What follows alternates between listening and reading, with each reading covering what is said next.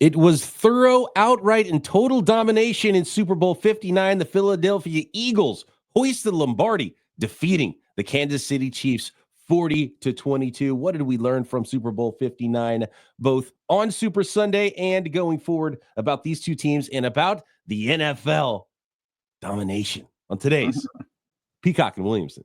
NFL analyst Brian Peacock and former NFL scout Matt Williamson bring you expert NFL analysis every day in less than 30 minutes. Get an inside look at the NFL on the field and in the front office with elite breakdowns to next-level analysis and in-depth information only for the real NFL fans. This is Peacock and Williamson, and it starts now.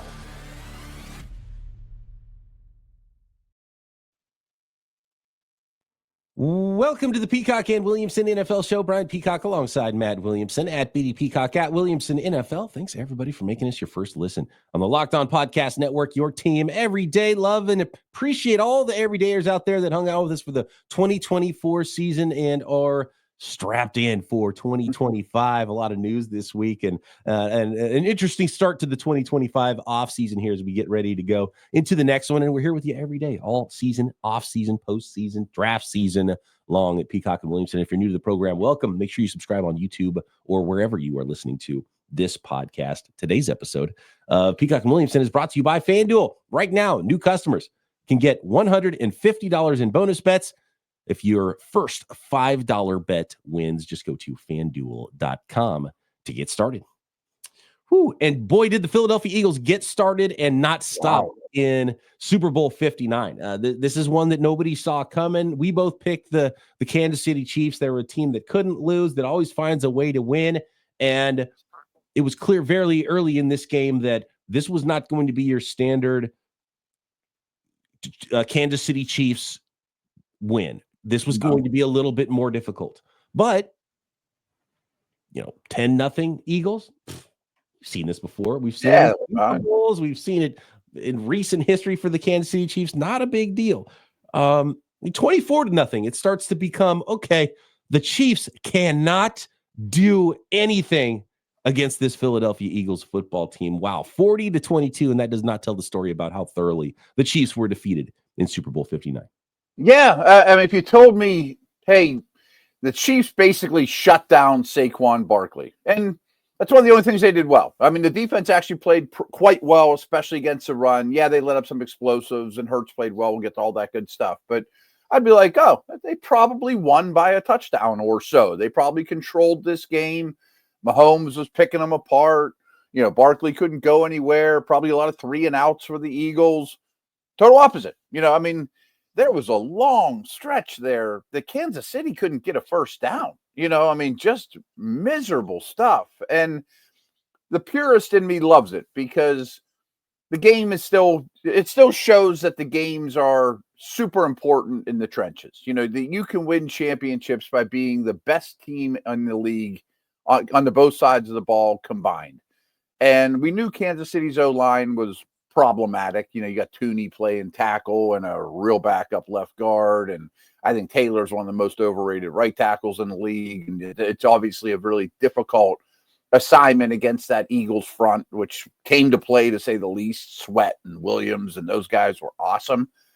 But I think one thing people aren't talking enough about is the Chiefs receivers. Like, they really could have used the Rashee Rice. And I thought Kelsey looked very sluggish and old, frankly. And nobody was getting open quick. And no one cares about the Steelers. But, I mean, the Chiefs ripped the Steelers apart on Christmas Day with Mahomes getting the ball out of his hand in like 2.1, 2.2 seconds. And that's what I thought this whole strategy would be. But someone has to get open.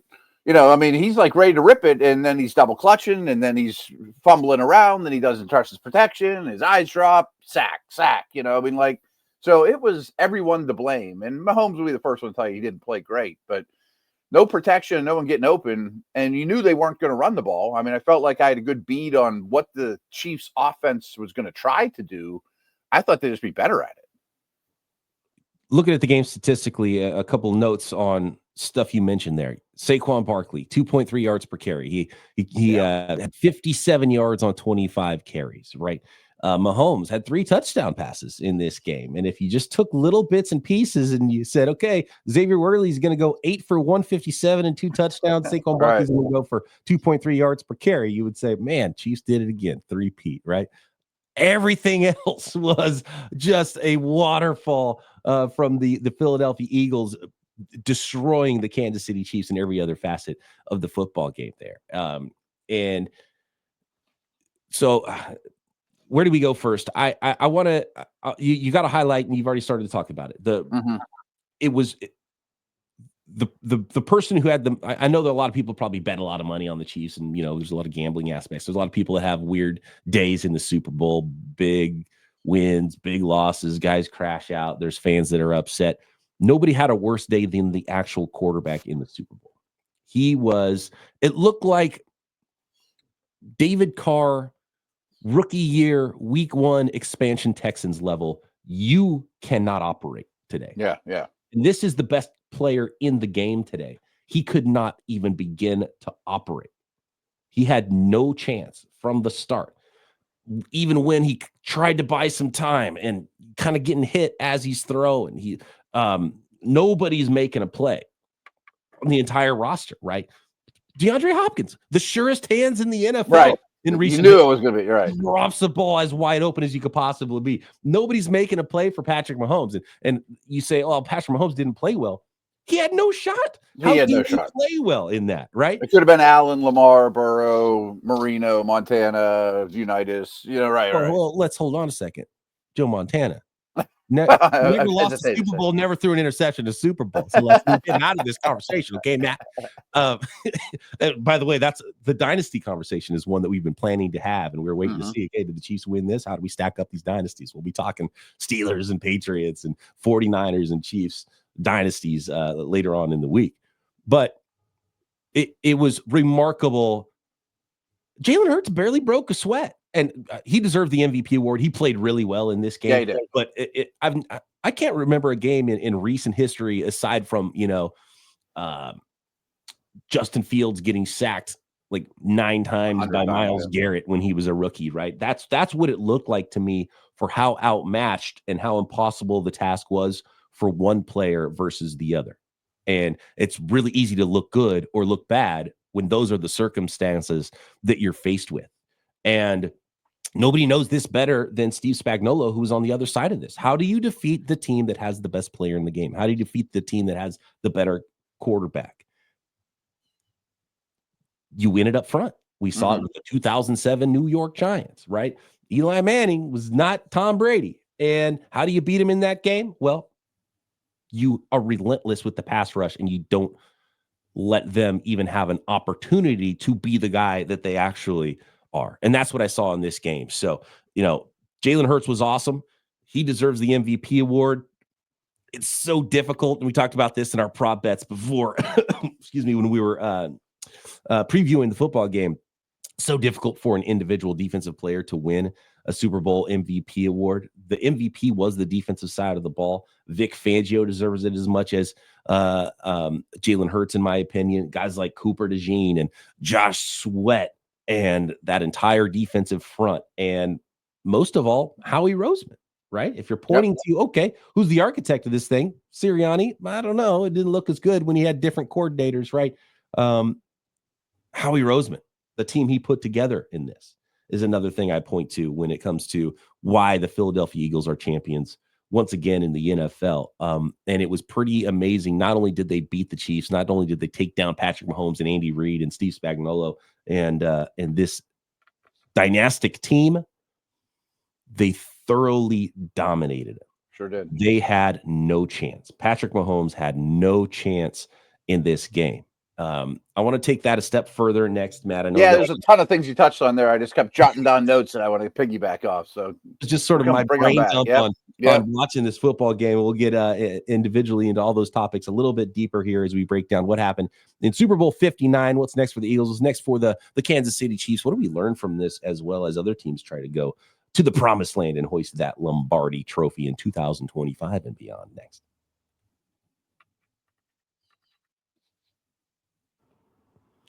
Today's episode of Peacock and Williamson is brought to you by LinkedIn and LinkedIn Jobs. As a small business owner, your work doesn't end when the clock hits 5. Your business is always on your mind, which means when it's time to hire, you need a partner that works just as hard as you do. That's where LinkedIn Jobs comes in. When you clock out, LinkedIn clocks in. LinkedIn makes it easy to post your job for free. You share it with your network and get qualified candidates all in one place.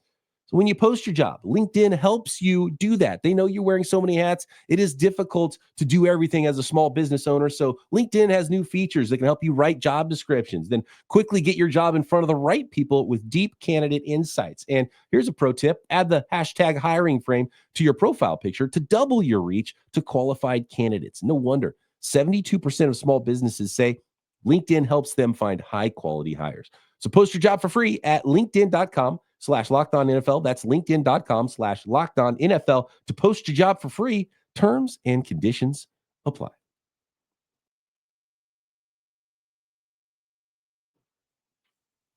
So 40-22. The Philadelphia Eagles, the score doesn't even tell the story. No. Nearly 100 points of offense from this Philadelphia Eagles team, by the way, in the last couple of games on their way to a championship. And for all intents and purposes, the score was 70-0, right? 70-6. So I know you have a lot of thoughts on a lot of the subjects I brought up there. Yeah.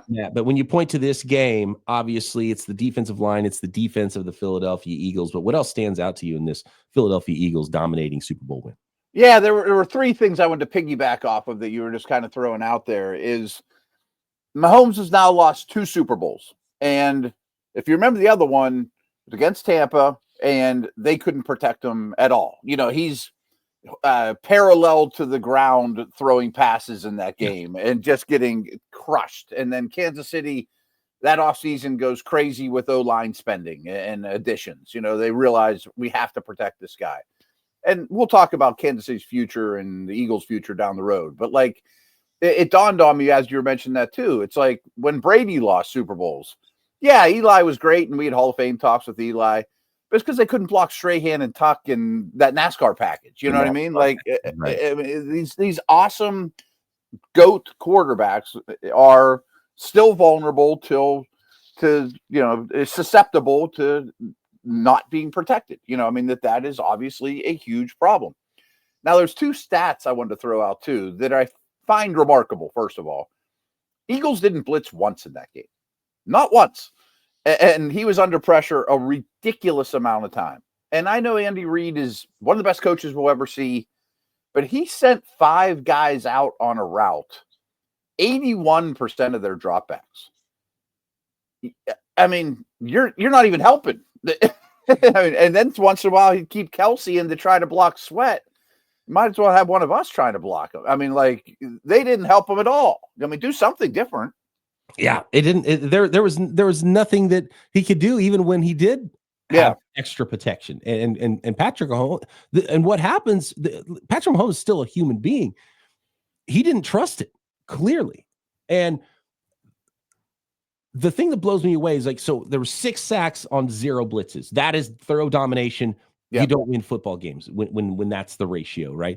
But aside from the 6 sacks, Mahomes was never comfortable. He was consistently pressured. Oh. He was pressured on planned rollouts when there was really nobody in his face. It was still nowhere to go with the ball. Nobody was open. Nobody was making a play on offense. And this isn't to excuse a bad game from Patrick Mahomes away, but it just goes to show you how you win a football game against a superstar quarterback. And that's exactly what happened here. And it's exactly how it played out for the Philadelphia Eagles. And you mentioned Mahomes' feet were all over the place. Like, sometimes they were super wide. Like, you can't even throw a football that way. Or, you know, I mean, like, there was no rhythm to his dropbacks, or, I mean, his feet were terrible. As out of hand as the game was, even at halftime, there was still that, just a little bit of the thought. It was like, this is going to be a near impossible task, but it is the Chiefs, Andy Reid, Steve Spagnuolo. Nobody's better at halftime adjustments than the Kansas City Chiefs, right? So let's see what this looks like. Brady did it against the Falcons, you know? Right. Yeah. It has happened before. They come out of the halftime. What happens? Sack. Immediately. Nothing at all changed. That was when it was like, well, this game's over. I got to start figuring out what my podcast plan is now after the game. This is like the thing where if it wasn't a Super Bowl, you're like, all right, let's get out of here and beat the crowd. And like when I saw the sacks immediately, 2 sacks on the opening drive of the second half of the Kansas City Chiefs, nope, that's it. It's ball game. It's over. By the way, I will say we're crushing Patrick Mahomes and the Chiefs right now. Patrick Mahomes had the best throw of the game. It was at the very end of the game, but like that was weird. 570 air yard throw touchdown pass to Xavier Worthy. I mean, maybe they should have tried to dial some of that up a little bit earlier in the game and just said, all right, Pat, just air it out, because that's the only way we're coming back in this football game. The 4-yard passes in the quick passing game is not there. You're under pressure. You can't even pull that off.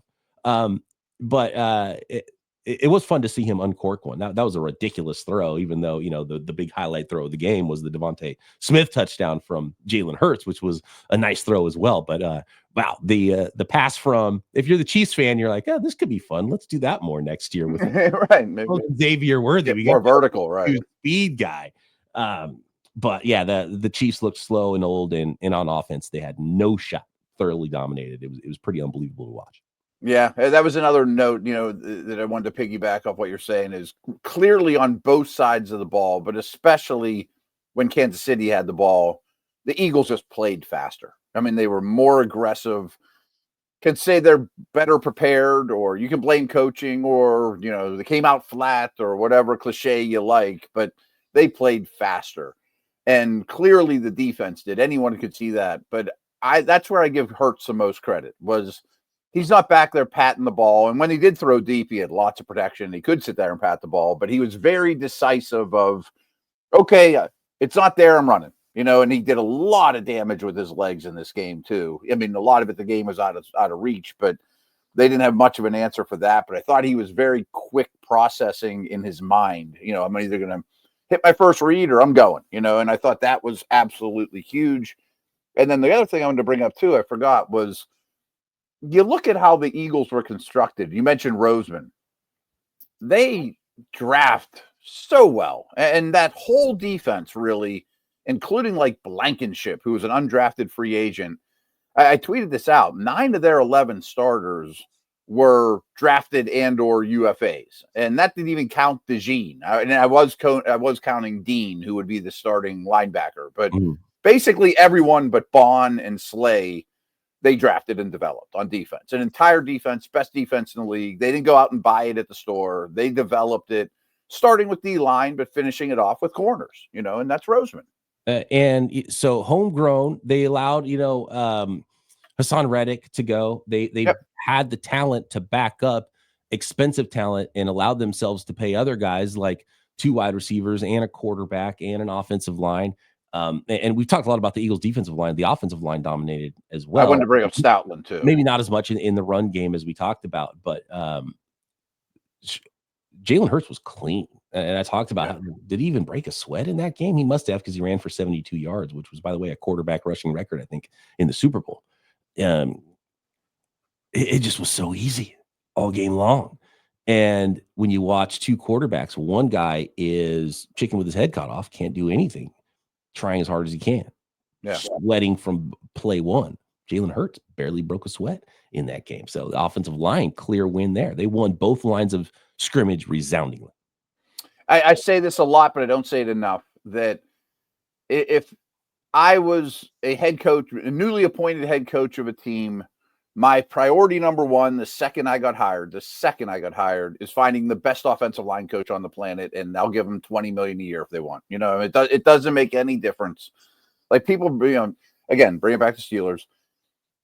Munchak versus not Munchak Steelers are night and day, and I get questioned about that all the time. Like, well, I can't. I'm like, an O-line coach makes that much difference. Stoutland should be in a Hall of Fame assistant type coach, and yeah, it's a talented group. Becton was a former early pick, but he was a total bust with the Jets, and they moved him to guard, and he resurrected his career. And Lane Johnson's probably a Pro Bowler if I'm his offensive line coach. But Mulata's a 7th rounder.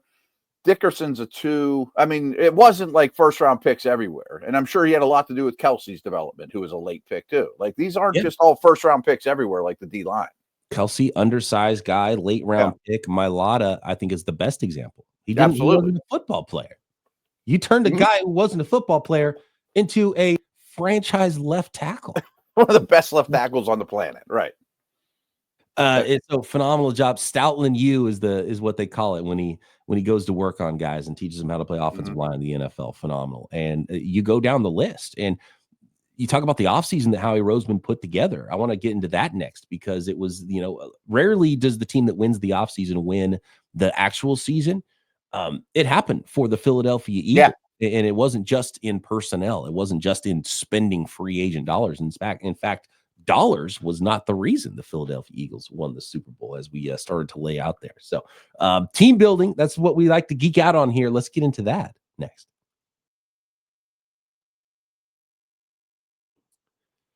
Today's episode, Peacock and Williamson, brought to you by FanDuel, America's #1 sports book, and NFL season is now over. A little bit of sadness there because we're talking about the NBA, and the NBA heating up, by the way. It was a big week for the NBA, some big trades, and when the game tips off, the NBA action is just getting started, and there's no better place to get in on that action than FanDuel, America's #1 sports book.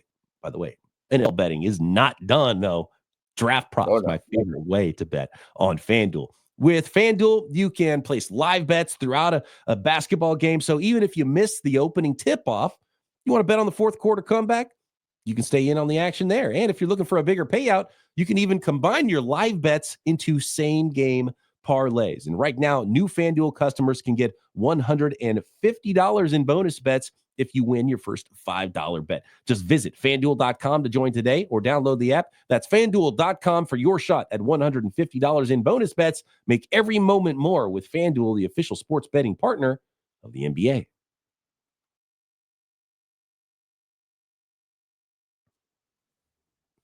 Team building. Fascinating what the Philadelphia Eagles put together here in a championship roster. They obviously drafted a second-round quarterback. Can we talk about even when they didn't need one, though? Planning to go down this road, but the genius of Howie Roseman, and he's executive of the year by far, right? He put together this championship football team. He already had a good football team. He already had a good foundation that he put together, which helps. So it makes retooling a little bit easier in that case, right? Offensive line was already kind of put together. You had a guard, right? But he saw the vision there. He brought in a guard on the cheap. He brought in Zach. If he didn't work out, who cares, right? Zach Bond on the cheap. If he doesn't work out, it's a 1-year deal. We're changing positions. We're seeing what we got here. We believe he could be better here than here. He was right on both of those accounts, right? Super important reasons that they won the Super Bowl and even got into the Super Bowl in the first place. Obviously, the draft has been good. Drafting, develop all these guys. Nolan Smith showed up in that game. Josh Sweat showed up big in that game.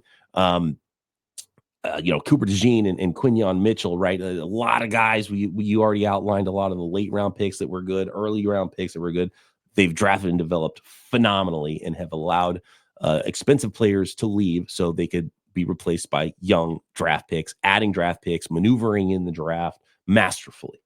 But even beyond all of that, the biggest thing they might have done was the coaching hires. Jeff Stoutland, the offensive lineman, that was done a long time. Offensive line coach, that was done a long time ago. But Kellen Moore and Vic Fangio, those were two of the best coordinators in the NFL this year. And they were bad last year in that regard. And they went one and done on both offensive and defensive side of the ball with play callers. They brought in two of the best. And probably the most important moves they made were on the coaching staff, were Vic Fangio and Kellen Moore. By the way, Kellen Moore, they're going to be one and done again there because it looks like he's getting that New Orleans Saints head coach job, might not leave town. And I think that'll be Hurts' fourth offensive coordinator already. When do you get the new one here? And of course, you need to mention Barkley. The Barkley Henry additions we've talked about all year. They're unbelievable. You pay, number 3 receiver money for the best backs in the league. Like, people might start re-examining where their money goes a little bit for special dudes like that. And it's easy to forget. In 2023, the Eagles were 10-1 and destroying people, number 1, number 2 in every power rank. And then they basically just fell off a cliff and got totally embarrassed at the end of the year. Totally embarrassed in Tampa. Head coach's seat is super hot, better get coordinators or you're out. And he goes and hires 2 great ones. I really think the defensive one is the one that stands out in particular. I mean, he's a Hall of Fame type, coordinator type guy. But it's amazing. I mean, back to some of the team building, we mentioned Mulata. Like, this is a team that loves to draft outliers. Doesn't sound like much, but Ajomo plays a ton of snaps as a 7th round pick. Jalen Hunt is a name I kind of forgot about before this past. I mean, he was a safety 2 years ago at Houston Christian. Yeah. He got a sack in this game. He's the next guy they're developing. He was a combine warrior that they don't need him now, but they draft him a year early too, just like they did with Hurts. The exact opposite of Jalen Hunt. I thought the same thing when Jalen Hunt popped up. I was like, oh, yeah, I remember him. Yeah. Guy. The toolsy, we don't know what this guy's ever going to be. Shows up in the Super Bowl, gets a sack. You know who else was in the Super Bowl that showed up? Number 55, Brandon Graham. Congrats on That's awesome. Phenomenal career for him. He wasn't, a huge part of this team at his age, but talk about draft and develop. How many years has he been in the league? I mean, it's unbelievable how long he's lasted with one team in the Philadelphia Eagles. So that was really cool to see him out there as well. That predates Howie Roseman, by the way. I couldn't even tell you that. In fact, Andy Reid was the head coach when he was drafted, wasn't he? Oh, I'm sure. That's like Fletcher Cox era. Right? Yeah, he's been around a long time. But the quarterback stuff. You have Carson Wentz. You have Nick Foles, and you win the Super Bowl because if you didn't have Nick Foles, you don't win, right? Mm-hmm. You don't really need a quarterback, but what do? You draft and develop this 2nd-round quarterback that some people don't really know what to do with, and maybe you don't know what quite to do with, but you believe in the human being. He's a talented guy, and Jalen Hurts, your 2nd-round pick, becomes your starter and becomes Super Bowl MVP. And the Kenny Pickett thing, he took some snaps in this game, which was kind of cool to see. I didn't even realize he was local to the Philadelphia area as a youngster. And, I don't think he's going to be the next guy that is Super Bowl MVP for the Philadelphia Eagles, but they pay attention to the position. And they gave up nothing for a 1st-round pick, Yeah, they bring in talent when they don't have to.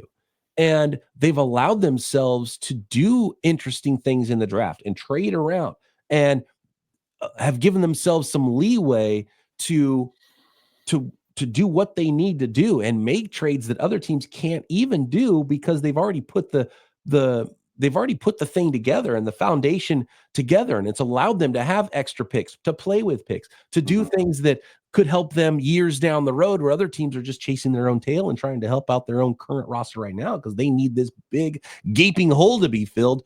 The Eagles don't have a big gaping hole because they filled those a long time ago. So, I mean, Howie Roseman, nobody riding higher than Howie Roseman right now with what he's put together there for the Philadelphia Eagles. Just phenomenal and allowed himself, because people look at Howie Roseman all the time and like, of course, Howie was able to pull this off. He lined it up to be able to pull off the things that he pulls off. And Saquon Barkley can go there because he knows there's already a good offensive line. Saquon Barkley doesn't do this with the New York Giants, by the way. Of course, right. And they don't win the Super Bowl with Barkley. You're right, exactly. Of course. So back to Roseman. He still makes mistakes, though. I mean, he's